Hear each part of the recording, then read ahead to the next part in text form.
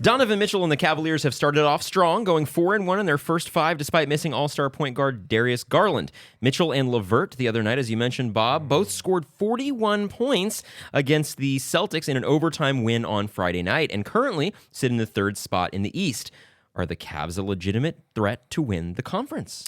Well, I mean, I know we had this conversation, I think it was like essentially when that trade was made. I think it's been at least 2 months, maybe a month and a half.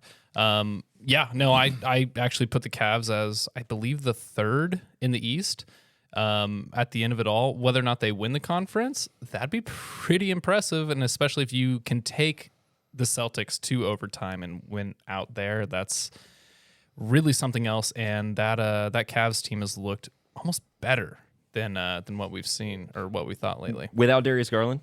See, and that's the scary part. Without Darius Garland, it's his eye. Am I not mistaken? Yeah, he has a laceration on the inside of his upper left eyelid. Brutal. That's not going to affect him long term. It's just a very, very.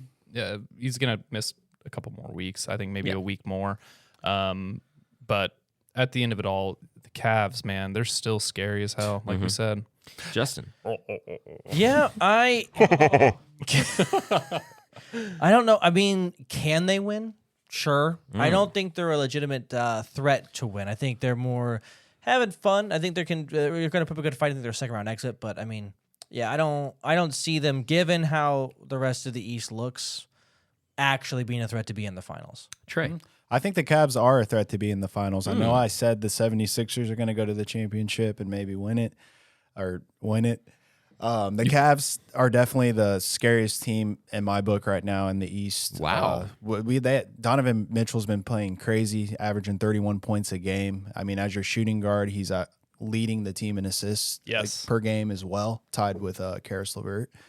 So he's not leading, he's tied. But yeah, Donovan Mitchell's playing great. They're playing amazing without Darius Garland. When he comes back, they're going to play even better.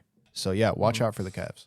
I think the big thing that stands out to me is that they're 2nd in the league in net rating by 0.2 points per game behind the Suns that we were talking about a moment ago. We knew that Jarrett Allen, Evan Mobley combining for that front court was going to be important. We had our kind of had our holdbacks about the defensive side because of the addition of Donovan Mitchell, Darius Garland, that's a little undersized backcourt. But they've proved that with Okoro and LeVert coming off the bench and their role players playing their role well, especially on the defensive side of the ball, you're allowing your stars, whether it be Donovan Mitchell, Darius Garland, who of course has missed time. The other night it was Karis LeVert, who showed flashes of, is he their number 2 guy? I mean, he obviously isn't, but in a game like that, he's able to step up. I would like to say, I do think the Cavs have a shot at putting up a good fight in the 2nd round. But early in the season, we start to do these things where we go, oh my gosh, can this team, wow, oh my gosh, is this team gonna, oh my goodness. It's played a best of 7.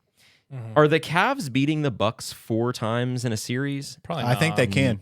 You think they can? I honestly think the way they match up with that team, I think they can. If they're all healthy, let's say both teams are all healthy, they match up very well with the Bucks. Okay, so I see that because teams are building their teams around beating the Bucks or the Warriors. And they're building teams to beat them. Yeah. And that's exactly what you're saying. Like, when you think about it, yeah, it matches up.